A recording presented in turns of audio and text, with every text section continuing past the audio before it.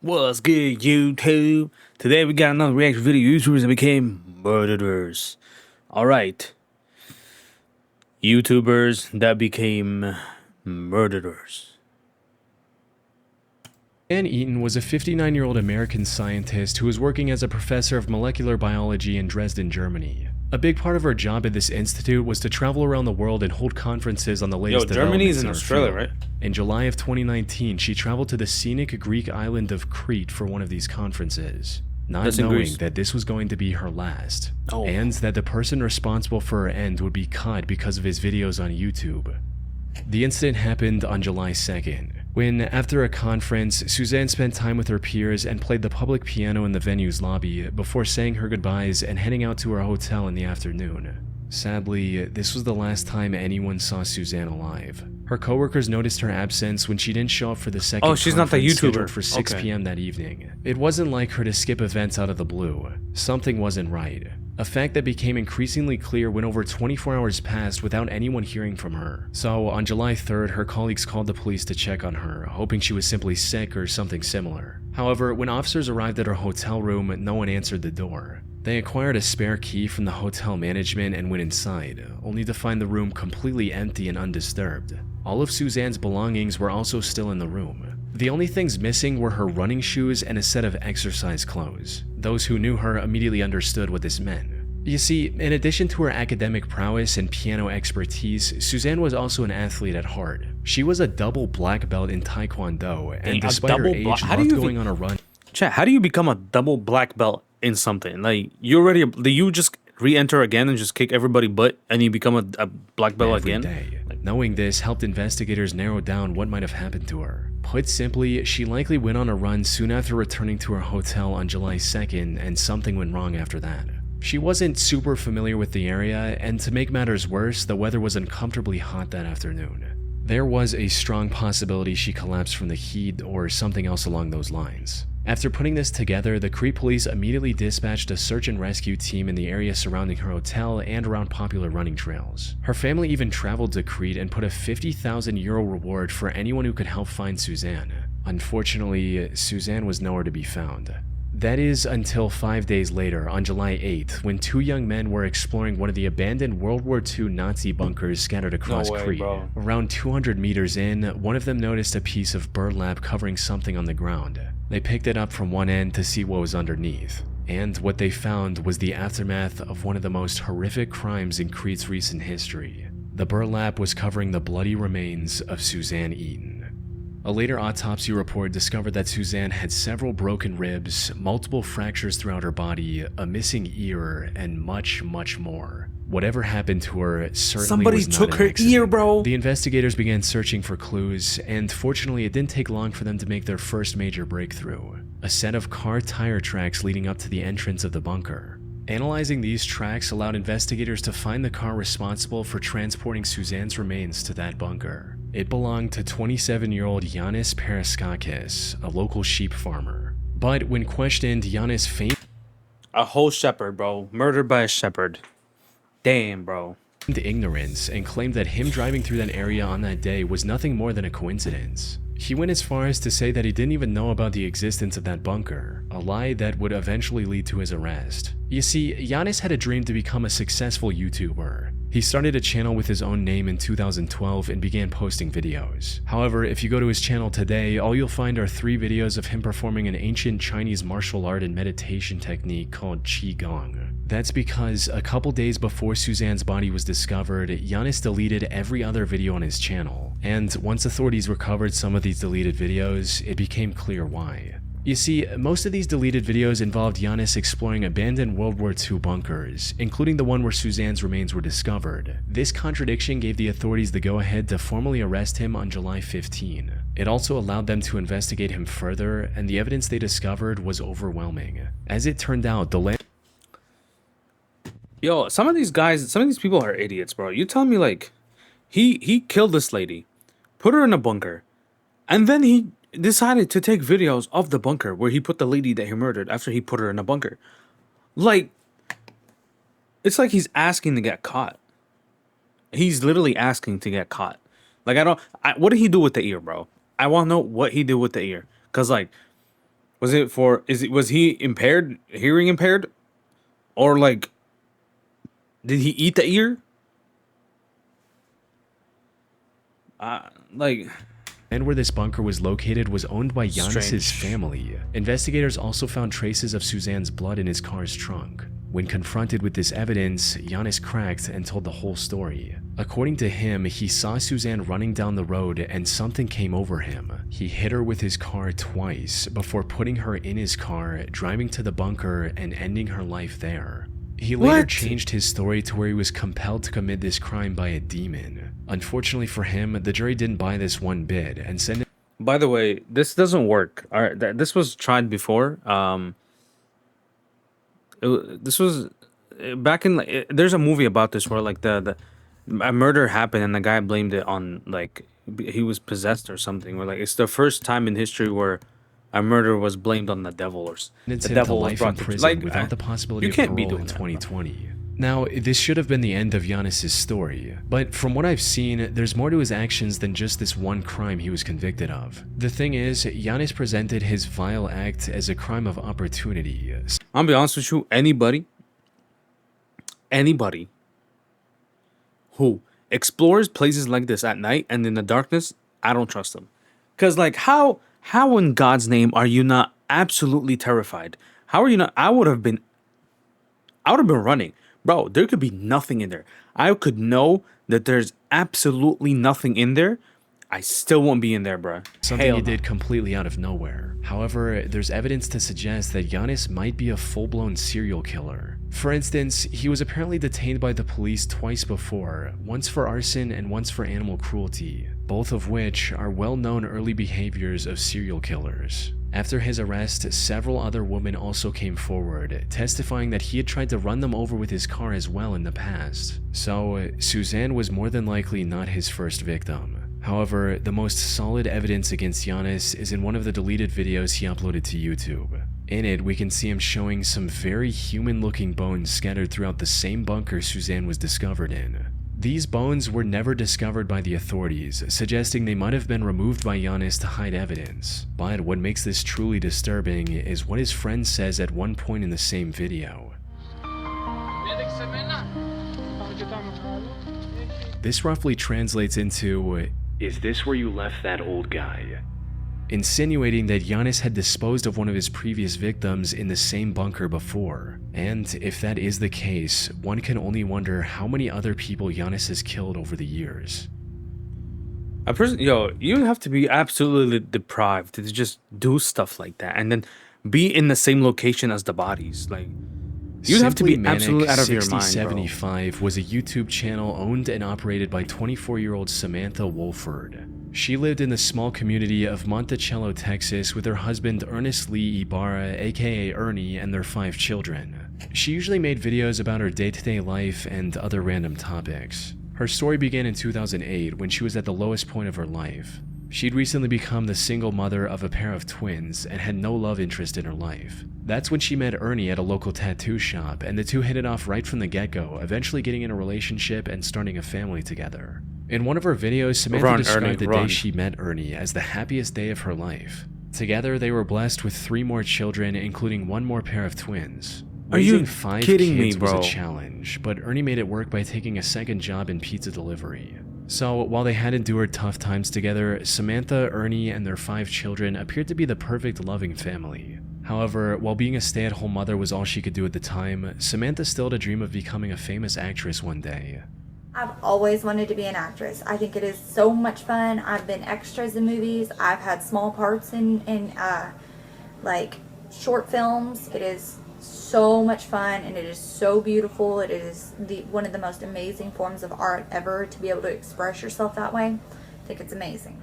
So, in October 2010, she created her YouTube channel and started posting videos, hoping to become a popular YouTuber and fulfill her dream on the internet instead. And things were going surprisingly okay in the beginning. It was working, bro. Samantha Look at the would views, post bro. new videos whenever she had something new to say. Vampire Diaries and while most of her excuse me? Vampire Diaries and Batman? Stefan! It's Batman! beginning. I'm not Samantha going would to try, post bro. new videos whenever she had something new to say. And while most of her videos struggled to get past 100 views at the time, the few viewers she had were enough to keep her going. But as time passed on, her passion for making videos turned into an obsession.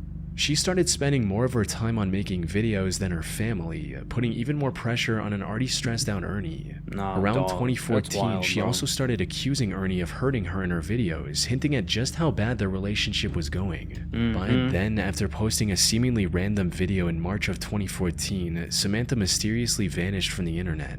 Maybe she lost interest in YouTube or just wanted to focus on her family again. No one knew exactly why she quit so abruptly. Then, on the 20th of February 2015, viewers finally received the update they were waiting for. Unfortunately, it was far more tragic than anyone could have imagined. It started with the Texas police receiving a call from one of Samantha's aunts asking them to save her niece's life. Taos County 911, what's your emergency? I have a home invasion. My niece is tied up. I am at the verge of untying my niece at this particular moment. Okay, she's tied up She is tied up and gagged. and gagged. Is that what you Yes, said? ma'am. Is there anybody else there? Where are the kids? We have 5 small infants asleep. Apparently, 3 masked men broke into their home in the middle of the night and attacked the couple while they were asleep. The intruders then tied Samantha in her bedroom and after hitting him with a gun a few times, kidnapped Ernie.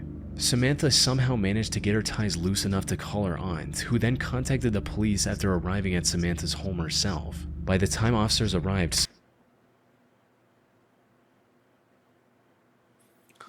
3 masked men entered the home. They tied her up, hit Ernie with a gun, took Ernie. She untied herself. And then the first person she called is her aunt, who then calls the police. Something fishy, bro. You guys know I'm a veteran detective. And my detective senses are telling me that she did it. Samantha's aunt There had was no set her 3 free masked from the men. It was restraints. one masked The kids woman. were fortunately safe as well. However, what made this whole situation strange was that the intruders didn't take anything else from their home besides Ernie. My thought exactly. Like, they didn't take anything. They didn't break anything. They just came, hit Ernie with a gun, took Ernie. And then they tied her up, and then she... And from the people who knew him personally, Ernie wasn't the type of guy to make enemies with dangerous people. Exactly, bro. Put That's what I'm simply, saying. Investigators sensed something fishy with the whole situation. That's what I'm saying, But bro. all that paled in comparison to the main objective, which was to save Ernie as soon as possible. Mm-hmm. Unfortunately, Samantha didn't know anything that could give investigators their first clue. With no other option, She the knew officers everything. took Samantha to the station for further questioning, hoping to extract any useful information they could from her. But what none of them expected was that Samantha would change up her story completely after entering the interrogation room. Yep. Where before she didn't know anything about the assailants, now she had the name of a potential suspect, John Rebel. As Samantha's story goes, she was talking to her friend about Ernie's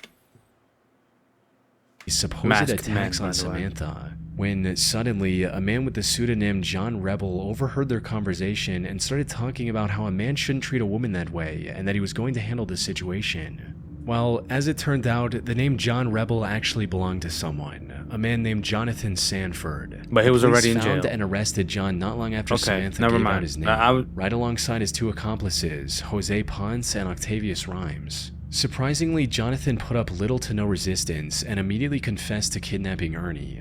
He also confirmed the worst possible outcome, that by the time the police got involved, Ernie was already dead.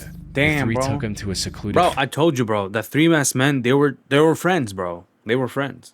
I told you. forest and executed him with 1 shot to the back of his head. Damn, bro. However, even after learning all this, one question remained. Why? Why would 3 men who didn't even know Ernie kidnap him Samantha from his told home them. like that? Every Samantha. answer to She- this that question YouTube pointed money, back bro. to Samantha, who kept That YouTube denying money. any involvement. Even if the investigators ignored her suddenly remembering the perpetrator's name, there were several other suspicious aspects to her story. Like, how was she able to untie herself enough to call her aunt? Exactly. Why did Exactly. You telling me 3 masked men tied you up and you magically untied yourself? Also, that is creepy. And you magically untied yourself and the first person you decided to call is your aunt? That don't make no sense if I know what sense is, bro. any of her neighbors hear And the that make a break-in? lot of sense. And why were the kids all sleeping in the same room when Yeah. usually they're scattered throughout the house? Uh-huh, It wasn't my long point before exactly. investigators uncovered undeniable evidence of her direct involvement. This Not one included exact. instruction messages she sent to Octavius when the officers were trying to call Octavius? Ernie's phone, which he had on Doc him. Hawk. These read, "Kill his phone. Shut that down. Ditch phone. Move." There was no doubt about it at this point. Samantha was in colluding with her husband's killers. And as the investigation went told on, you, the bro. real story came out as well. I told you. Samantha had apparently become addicted to the idea of becoming a famous YouTuber, and her neglect of the kids became a constant source of fighting between the couple. But instead of resolving the issue like a responsible adult, Samantha colluded with her friend's boyfriend to hatch a cartoonishly evil scheme to get rid of Ernie. Cartoon They shit. first wanted to plant hard drugs in his car and get him arrested, but later made the heartless decision that taking his life would be much easier. There's What? also a chance that Samantha went with the murder plan because it would have brought her more attention on YouTube. Oh, I've seen this before on the come like explore with us like YouTube channel. I've seen this before. I've seen the whole video. She was eventually sentenced to 149 years in prison for killing 140, bro. Like, they hit you with like 140 with the possibility of parole after 99 years. Dog, you ain't going nowhere. 140 years. her own husband, leaving her 5 children Wow. completely orphaned in the process. Wow.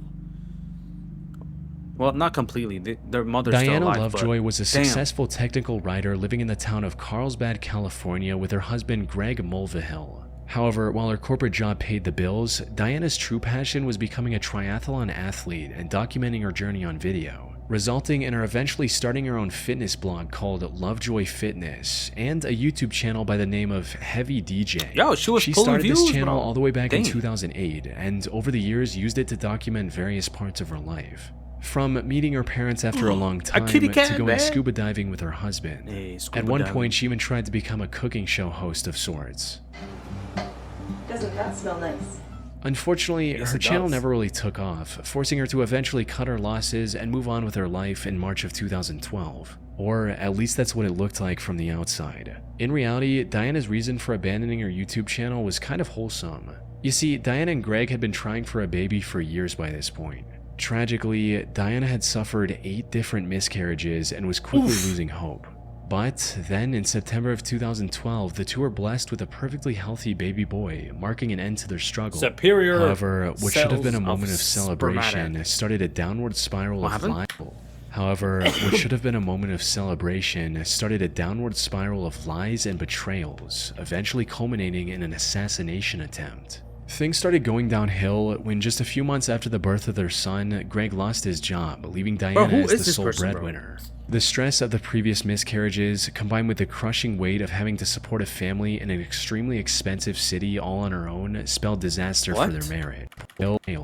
Should have been a moment of perfectly healthy baby What do you mean all on her own? There's a whole dude right there. Was he not working? boy, marking an end to their struggle. However, what should have been a moment of celebration started a downward spiral of lies and betrayals, eventually culminating in an assassination attempt. Things started going downhill when just a few months after the birth of their son, Greg lost his job, leaving Diana as the sole okay. breadwinner. The stress of the previous apply miscarriages, to combined with get the another crushing job? weight of having to support a family in an extremely expensive city all on her own, spelled disaster for their marriage. It wasn't long before the two were constantly fighting with each other. Things escalated even Diana, get me an instant noodle cup on your way home from work, please. No, you're fat. further on July 9, 2014, Get a job. when Greg returned home only to see a police officer waiting for him at the door. The officer explained that Greg wasn't allowed to enter his own home because, as it turned out, Diana had accused him of attacking both her and their son. What followed was a nearly 2-year-long divorce mediation, during which the investigators found no evidence supporting Diana's accusations, allowing Greg to get a Hey, yo, 50-50 full custody, custody, of bro. their Full son. custody, let's Diana go. was also ordered to pay $120,000 as a part of their divorce settlement in late 2015. But before the divorce could be finalized, Greg received a phone call from an anonymous number that changed everything. The voice on the other end claimed to be a private investigator Diana had hired recently. And according to this investigator, he already had solid proof of the attack claims Diana had made against Greg. But for some unknown reason, he wanted to help Greg win the case, so he claimed to have left the documents taped to a power pole located on a small hiking trail near Greg's home. Oh, yeah. Greg naturally found this whole thing pretty suspicious Very safe. and decided to take one of his friends with him to the pole on the night of September 4th, 2016. Sadly, despite his suspicion,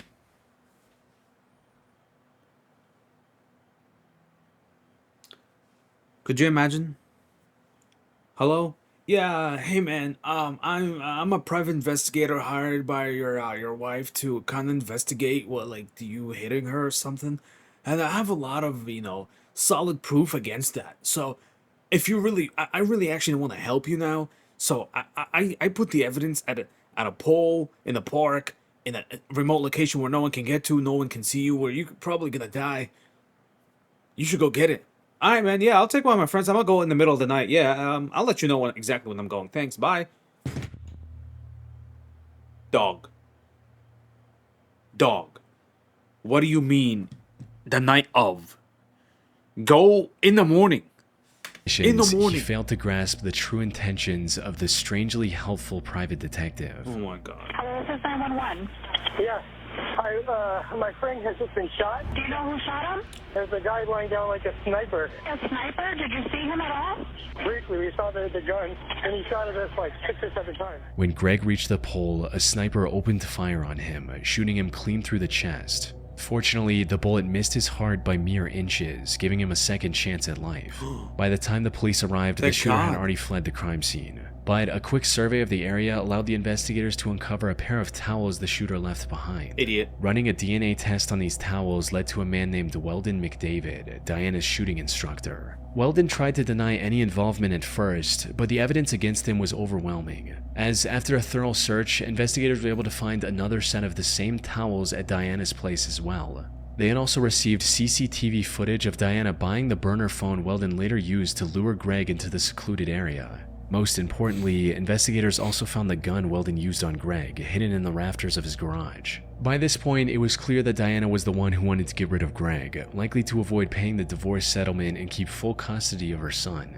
Diana and Weldon were arrested for the attempted assassination of Greg Mulvihill and tried for their crimes in November 2017. Both were found guilty, with Diana sentenced to 26 years to life and Weldon to a harsher 50 years to life. She's acting. The only silver lining in this entire case is that Greg was able to make a full recovery and is now living with his son. Yo, let's go, bro. Yo, W Greg, bro. But Greg, the you made that Gunnar stupid Runar move by going 87 that night, bro. channel on YouTube Idiot. seems oddly wholesome at first glance. It's Min owned by an Tinade. Icelandic boy named Gunnar Runar Sigthorsson and contains a single 3.5-minute video of him. Gunnar Runar Sigthorsson at first glance. It's owned by an Icelandic boy named Gunnar Runar Sigthorsson Shirk toast. and contains a single 3.5-minute video of him confessing his feelings to the girl he loves. The title translates to English as My Confession to Hildur. In it, he says things like, Hildur. Hún án efa sérstakasta manneskja sem ég nokkuð tímann hitt. Ég verð svo A little creepy there, mate, don't you think? Bara að vera nálægt henni, það þarf ekki meira. Og þetta ætlað þér, því að ég held sig orðin ástfangin af þér. However, this seemingly heartfelt love letter turned out to be the key to solving one of the most horrific crimes in recent Icelandic history. And it all led back to Gunnar and the troubled life he had as a child. Gunnar, bro. You see, Gunnar didn't have a mother growing up, resulting in him getting extremely close with his father. However, on the night of September 20th, 1996, when Gunnar was just 9 years old, his father decided to end it all using a gun. What made this already messed up situation even worse was the fact that Gunnar was in the room with his father and witnessed everything. Yo, Unsurprisingly, Dad, this took a heavy toll on Gunnar's mental health. He withdrew from the world and refused to accept his father's death as reality. Everything seemed hopeless for Gunnar. That is until primary school, when he met a girl named Hildur and instantly became infatuated with her. He'd admired her throughout school and into adulthood, but never found the courage to make a move, fearing he'd lose his only close friend. However, things changed in 2009 when Hildur got engaged to a man named Hannes. This gave Gunnar the push to do something about his feelings. But given his shy personality, he still couldn't confront Hilder directly. So in March of 2009, he created a YouTube channel and uploaded his confession on there. Hilder never reciprocated his feelings, but the two remained friends. Even Hannes, Hilder's now husband, didn't seem to mind Gunnar's company, something he likely regretted deeply just a year later. It all went down on the 14th of August 2010. Hilder was invited to a party that Gunnar was attending as well. But things got a bit out of hand and Hilder ended up drinking too much and passing out. Given their closeness, the task of getting her home safely was handed to Gunnar. But instead of dropping her off at Hannes' house like he should have, Gunnar took her to his own home. By the time Hilder woke up, it was already morning. She was understandably furious with Gunnar and immediately called one of her friends to drive her home. But nothing could have prepared Hilder for the horrific scene she witnessed on the other side of her front door. Her husband Hannes was lying on the top of the staircase near their bedroom, submerged in a pool of his own blood. She ran outside and called the authorities. Sadly, it was already too late. Hannes had received over 20 stab wounds on his body, from his arms and legs to the back of his neck, and was long dead by the time Hilder found him. Given his condition, his death was ruled a homicide and investigators wasted no time in looking for the killer. And while they initially suspected one of his business rivals of committing this horrific crime, it didn't take long for investigators to find Gunnar's video confession to Hilder and bring him in for questioning. Gunnar denied knowing anything about it and was eventually let go due to lack of evidence. Fortunately, not all hope was lost, because not long after that, investigators found a bloody shoe print next to Hannes' bed. Looking deeper into this print revealed that it belonged to a pair of limited edition Adidas shoes. At the time, there were only 18 of these specific shoes in all of Iceland, and Gunnar just so happened to own one of these pairs. This was enough evidence to detain him once again. This also gave investigators the authority to do a thorough search of his belongings, resulting in them finding residue of Hannes' blood on his shoes, as well as in his car. Once presented with this evidence, Gunnar confessed to the murder. He also revealed that he'd been planning it for months, and even shoplifted the items he intended to use to avoid purchase records linking back to him. And while he didn't admit to it, Hilder also suspected him of spiking her drink that night, since she usually never passed out like that.